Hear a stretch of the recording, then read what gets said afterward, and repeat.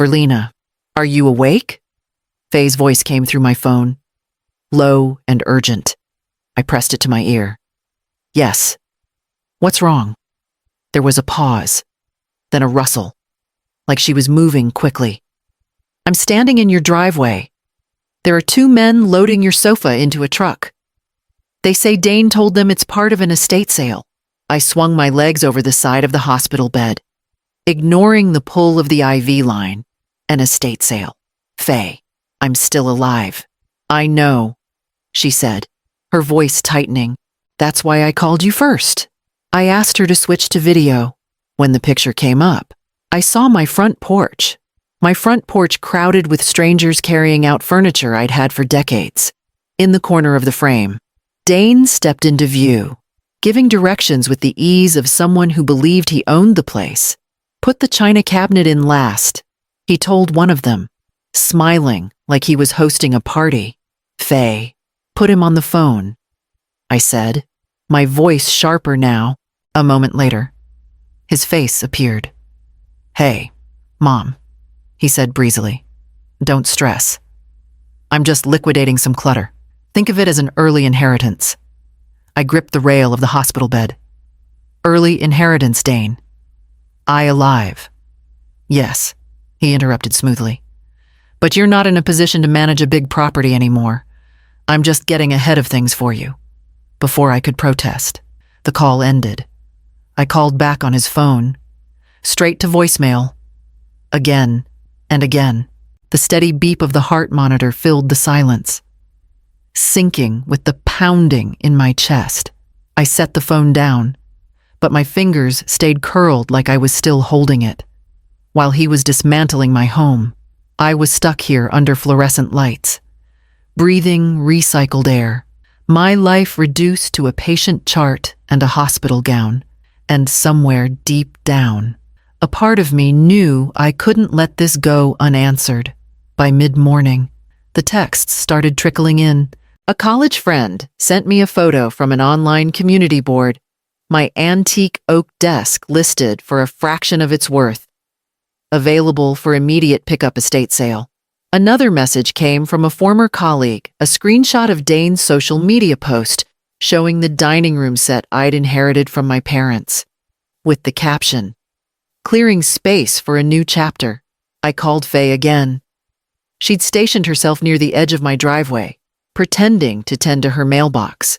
He's moving fast, she whispered. Someone just walked off carrying your jewelry case. And, Verlina, I think I heard him talking about the beach house to one of the buyers. The words settled like ice in my stomach. That house wasn't just real estate, it was the place we bought when Dane was 10, where my husband and I had stood on the deck watching him run across the sand. The thought of it being discussed like a commodity made my chest tighten in a way that had nothing to do with pneumonia. I tried calling Dane once more. Straight to voicemail. My voice cracked as I left a message. Stop whatever you're doing. Call me back immediately. I didn't believe he would. The nurse came in to check my vitals. Glancing at my phone still clutched in my hand, I forced a smile, not ready to explain that my son was treating my life's work as inventory. As soon as she left, I scrolled through more posts paintings I'd collected on our travels. My husband's handcrafted fishing rods. Even the silver tea set my grandmother gave me. All tagged with price to sell. I leaned back against the pillows. Every beep from the machines a reminder that my body was weak. But my mind was still sharp. If Dane was bold enough to go after the beach house, then he was already crossing lines he didn't even know existed. That was when I decided I needed someone who could see the bigger picture and help me stop him without him realizing it. I called Rowena Keats just after lunch. Knowing she'd be in her office, we'd met decades ago at a conservation fundraiser. And over the years, she'd become more than my attorney. She was a friend who understood the quiet ways I protected what mattered. She answered on the first ring. Verlina, I was just thinking about you. How are you holding up? I'm fine, physically, I said, though my voice wavered. But Dane is selling my things, and I think he's trying to move on the beach house. There was a pause, the faint scratch of her pen on paper. He can't touch the beach house, she said firmly. It's under Marquette Coastal Holdings, LLC. You're the sole managing member. He has no legal authority to sell, transfer, or even represent ownership. The knot in my chest loosened a fraction. Years ago, Rowena had insisted we place the house and my investments under that LLC. At the time, I'd thought it was an unnecessary layer of paperwork. Now, it felt like a lifeline. Let him think he's in control, she continued. The more rope he takes, the easier it will be to pull him back. If we act now, he'll know you're watching. I'd rather he believe you're too ill to notice. I could picture her in her neat blazer, hair pinned back, eyes sharp behind her glasses. She was already strategizing 3 moves ahead. Harper Lindell, the notary, left me a voicemail. I told her. Dane's been asking about title transfers. Rowena's tone shifted. Cooler now. That means he's serious. I'll call Harper. And, Verlina, don't call Dane again. If he thinks you've surrendered, he'll show us exactly how far he's willing to go. I ended the call feeling steadier, though the pit in my stomach remained. Rowena was right if Dane thought I was blind to what he was doing. He might reveal every card in his hand. And if he was already approaching the notary, it was only a matter of time before he tried to make his boldest move yet that night. Long after the hallway lights dimmed and the hospital settled into its restless quiet, I found myself staring at the ceiling, thinking of that summer. Joel had driven me down the winding coast without telling me where we were going. When we pulled into the gravel driveway and I saw the cedar-shingled cottage with its wide deck facing the ocean, I thought we were visiting friends. Then he pressed a brass key into my hand and said, "Welcome home." Dane had been 10 then, running across the sand with a kite Joel had bought at a roadside shop. We'd watched him from the deck, imagining summers filled with salt air and laughter. For years, the house had been our gathering place, our retreat, our joy. But as Dane grew older, the way he spoke about the house changed. It wasn't our beach house anymore, it was his. Someday, he'd joke about what he'd do with it once it was in his name, and though I'd laugh it off, something about the certainty in his tone unsettled me. It was Rowena who'd finally pulled me aside after Joel's funeral and said, "You need to protect the house. Not because you don't love him, but because you don't know who he'll be in 10 years. I'd agreed, reluctantly, signing the papers to place it under the LLC she'd created. Now, lying in the hospital, I could almost hear her voice from that day, calm and matter-of-fact, as if she'd seen this exact moment coming. Maybe she had. I closed my eyes, remembering the way Joel's hand had rested over mine on the deck railing, the horizon stretching out in front of us. That house wasn't just a property. It was the life we had built together, the one place that still felt untouched by time. And if Dane thought he could sell it without a fight, he was about to learn just how wrong he was. 2 days later, Faye called again, her voice edged with disbelief. "You need to see this. Verlina." She sent me a link, and when I tapped it, Dane's face filled the screen.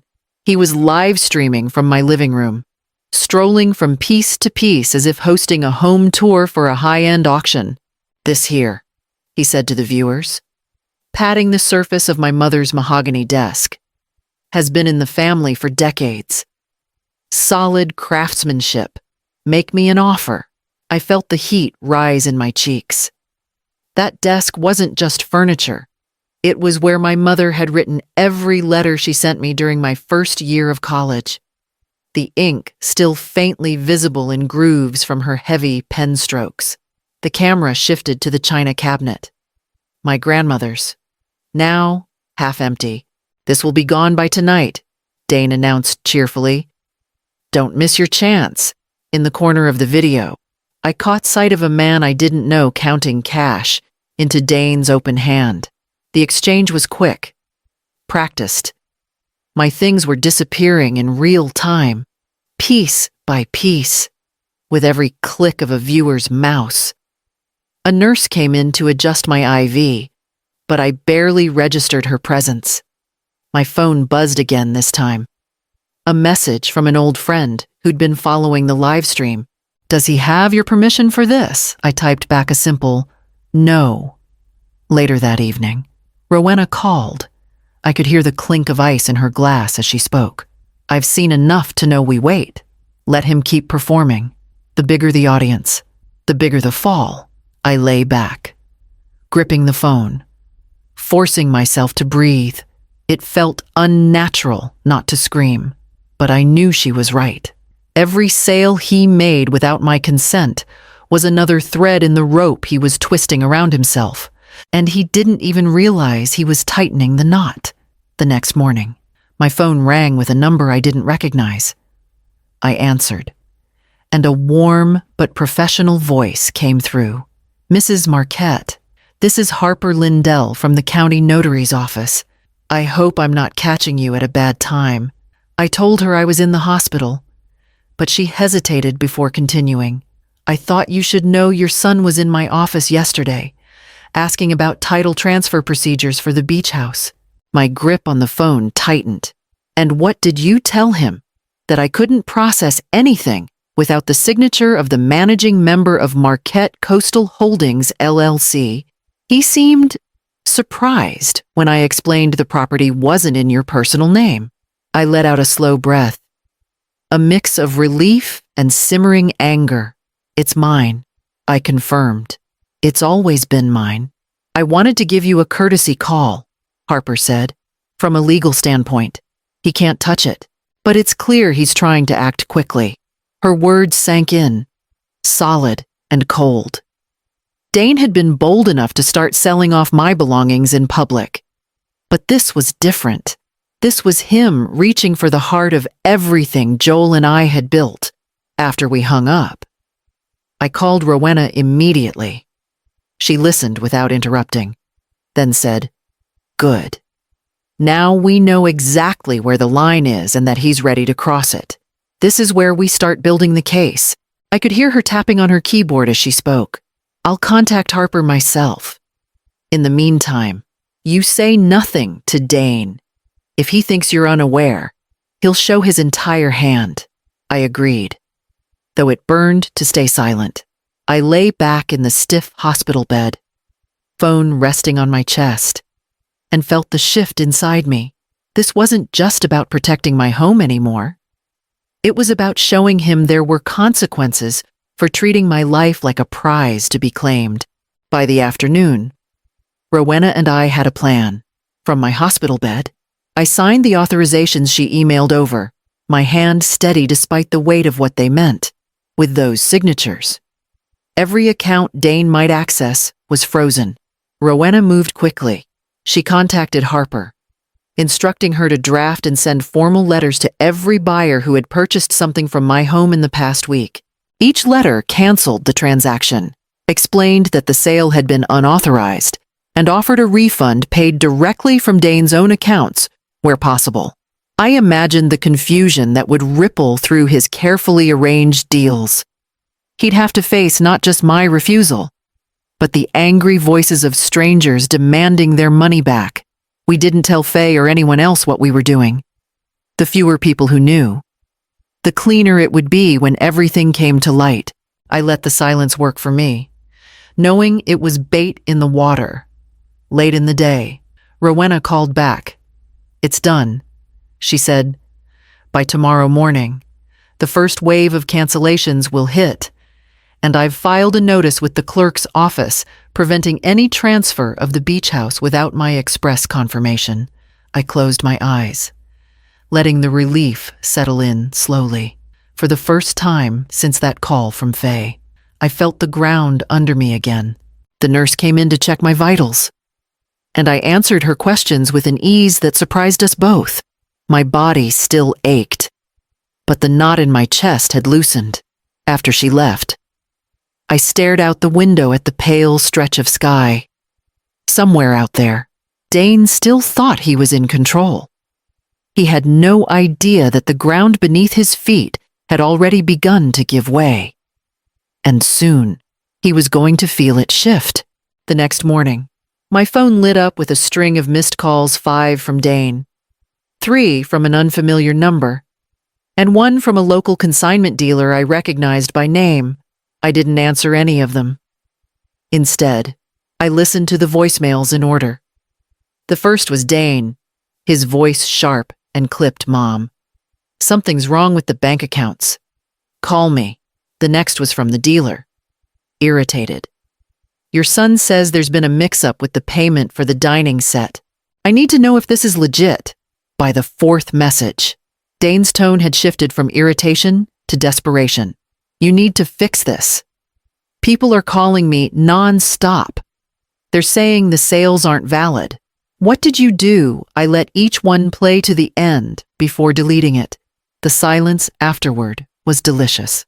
An hour later, the hospital room door burst open and Dane strode in. Face flushed, hair disheveled. "What the hell is going on?" he demanded.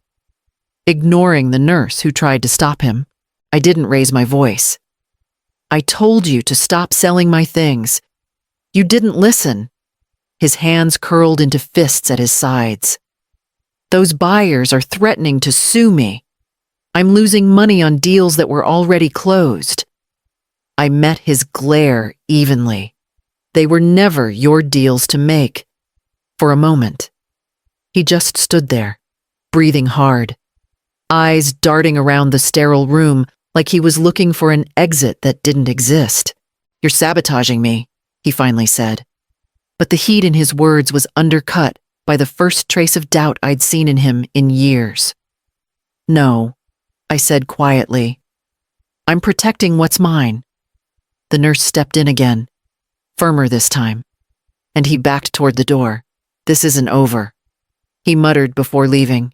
I watched him go, knowing he was right. This wasn't over. It was only the beginning of the fall. By evening, the calls had shifted from angry buyers to messages from Harper, confirming that Dane had been back at her office this time, red-faced and demanding to know why no one would process his paperwork. She told me he left muttering about finding another way and slamming the door hard enough to rattle the glass. I could picture it perfectly. Dane, cornered and scrambling, trying to regain the upper hand. That was when Rowena suggested we stop waiting for his next move and make ours instead. "Tomorrow," she said over the phone, "we meet with Harper in person. You'll sign the updated protections in front of her, and we'll record the conversation for the file. If he tries anything after that, it becomes criminal, not civil." The plan was simple, but it carried a finality that made my pulse steady. I'd been playing defense since the first call from Faye tomorrow. We would step onto the offense. That night, I lay awake, replaying the look in Dane's eyes earlier that day. There had been anger, yes, but also a flicker of something else, disbelief that I wasn't yielding to him the way I had in the past. He was used to me bending for his convenience, smoothing over his mistakes, making sacrifices quietly. This time, I wasn't smoothing anything. I was drawing a line so sharp it would cut if he tried to cross it. The hospital felt different that night, quieter, though I knew it was just me. I no longer felt trapped in this bed, waiting for him to finish dismantling my life. The pieces were already moving in my favor. In the early hours, I got up and stood by the window, the city lights flickering in the distance. Somewhere out there, Dane was stewing, planning, maybe even panicking. By the time the sun came up, I would be ready for whatever he thought he could do next. The next morning, Rowena arrived at the hospital with a crisp folder tucked under her arm. "Ready?" she asked, and I nodded. Harper met us in a private conference room near her office. The space smelled faintly of coffee and paper, the air charged with quiet formality. She slid the updated documents across the table, ironclad clauses that ensured the beach house, the investments, and my remaining property were legally untouchable without my explicit, notarized consent. I signed each page slowly, the pen gliding with deliberate strokes. Rowena double-checked every signature, her eyes sharp, while Harper affixed her seal with a firm press. The sound was final, like a lock clicking shut. When the last paper was done, Rowena reached into her bag and produced an envelope. "This," she said, sliding it toward Harper, "is a certified notice for Dane. It outlines the unauthorized sales, the cancellations, and the refund obligations. It also informs him that any further attempt to act on your behalf will be prosecuted." I imagined the moment he'd open it how his confident smirk would falter, how the reality of his failed power play would settle in. By midday, I was back in my hospital room when Faye texted me, "He's here. Just pulled into your driveway. Looks furious." Minutes later, another message followed. "He's leaving. Didn't even get out of the car." I pictured him sitting there, engine idling, maybe clutching the envelope he'd just been served. No audience, no camera, no way to spin this into a win. Just the weight of a plan undone. That evening, I sat by the window, the IV still in my arm, but my chest lighter than it had been in weeks.